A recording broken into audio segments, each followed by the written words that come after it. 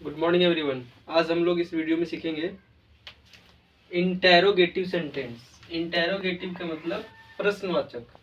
क्या से शुरू रहेगा, सेंटेंस के पहले क्या लगा हो रहेगा और किसका रहेगा, तो कैन का। तो जैसे पिछले वीडियो हमने बताया था 100% के लिए हम लोग कैन का यूज करते हैं। कैपेसिटी के बारे में हमारी क्षमता 100% रहेगी, पॉसिबिलिटी मतलब संभावना ये भी 100% रहेगी, और एबिलिटी का मतलब ये होता है क्षमता, ये भी 100% रहेगी। तब हम लोग कैन का यूज यहाँ पे करेंगे। तो पहला स्ट्रक्चर हमने लिखा यहाँ पे एस टी, यानी स्ट्रक्चर क्या है, can plus subject plus be plus object. ये होता है स्थितिगत के लिए, यानी पोजीशन, कोई भी पद यानी आप क्या हैं उसके लिए हम लोग कैन बी का यूज करते हैं। तो ये इसको बोलते हैं पोजिशनल सेंटेंसेस। इसको बोल सकते हैं state of being, state of being. तो हमने लिखा है पहला सेंटेंस, क्या तुम्हें गरीब हो, क्या तुम गरीब हो सकते हो। यहाँ पे थोड़ा सा मिस्टेक हो गया, क्या तुम गरीब हो सकते हो, या फिर क्या तुम गरीब बन सकते हो, क्या तुम खुश हो सकते हो, इस तरह से रहेगा। तो इसका अंग्रेजी हो जाएगा कैन यू। पहले कैन आ जाएगा, उसके बाद सब्जेक्ट रहेगी, उसके बाद बी लगाना, उसके बाद ऑब्जेक्ट लगाना है। Can you be poor. और कैन का यूज हम लोग परमिशन लेने के लिए भी यूज करते हैं, ठीक है। तो यहाँ पे होगी कैन यू बी पुअर। तो इसको हम लोग प्रैक्टिस करते हैं कुछ सेंटेंसेस से, तो आपको बढ़िया से क्लियर हो जाएगी, ठीक है। क्या आप डॉक्टर बन सकते हैं, can you be a doctor. क्या आप चोर बन सकते हैं, can you be a thief. क्या आप खुश हो सकते हैं, कैन यू बी हैप्पी। क्या आप गरीब हो सकते हैं, कैन यू बी पुअर। क्या मोहन चालाक हो सकता है, कैन मोहन बी क्लेवर। क्या आप गायक हो सकते हैं, can you be a singer. क्या आप क्रिकेटर हो सकते हैं, can you be a cricketer. तो इस तरह से बहुत सारे सेंटेंस को प्रैक्टिस करेंगे तो बहुत सारी चीज सीख सकते हैं। अब दूसरा में हमने जो कैन का यूज है वो है पोजिशनल यूज, अधिकारवाचक वाक्य के लिए, पोजिशनल सेंटेंसेस के लिए।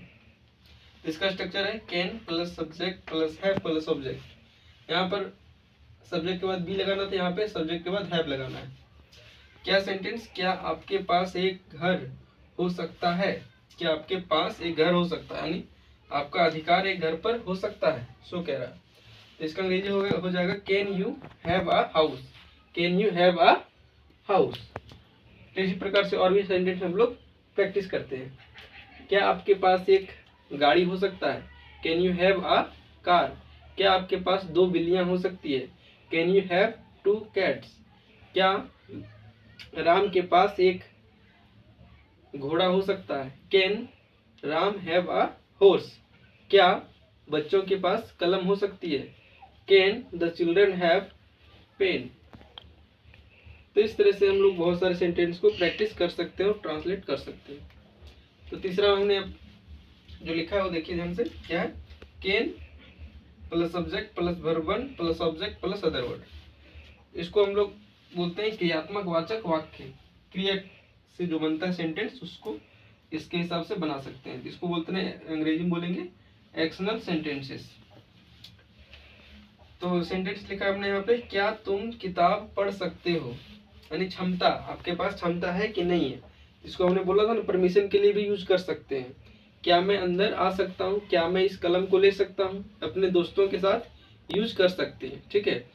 कोई भी ऑफिस, जब ऑफिस में जाएंगे तो सर वगैरह से बात करना है तो वहाँ पे कैन का यूज नहीं होता, वहाँ पे मे का यूज होता है। तो कैन का यूज हम लोग जो है सो दोस्तों के साथ कर सकते हैं।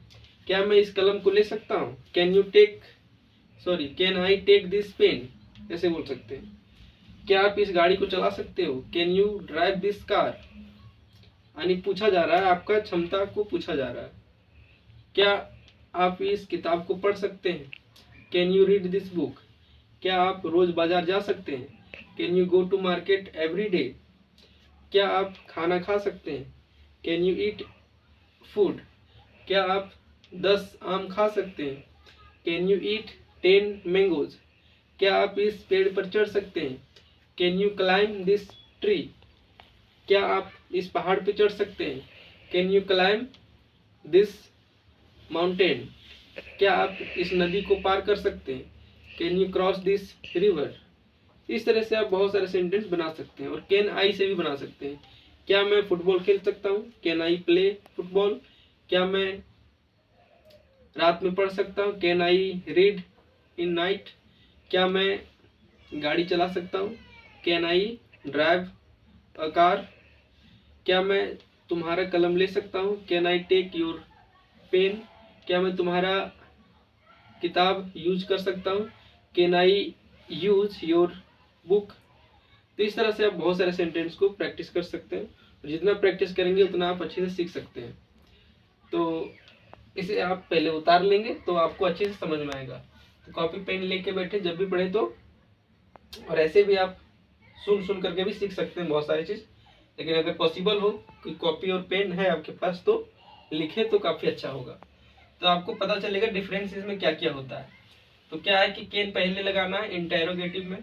उसके बाद जब स्थितिगत रहेगा सब्जेक्ट के बाद बी लगा देना है। फिर जब पोजेशनल में आएंगे तो कैन लगाएंगे, फिर सब्जेक्ट लगाएंगे, फिर सब्जेक्ट के बाद हैव का यूज करना है यहाँ पे।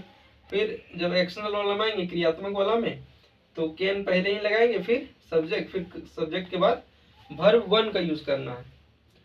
तो आप जितना बनाएंगे सेंटेंस को जितना ट्रांसलेट करेंगे उतना आप अच्छे से सीख सकते हैं। तो बस इस वीडियो में इतना ही, और हम लोग अगले वीडियो में और भी नई चीज़ सीखने की कोशिश करेंगे। Thank you all of you.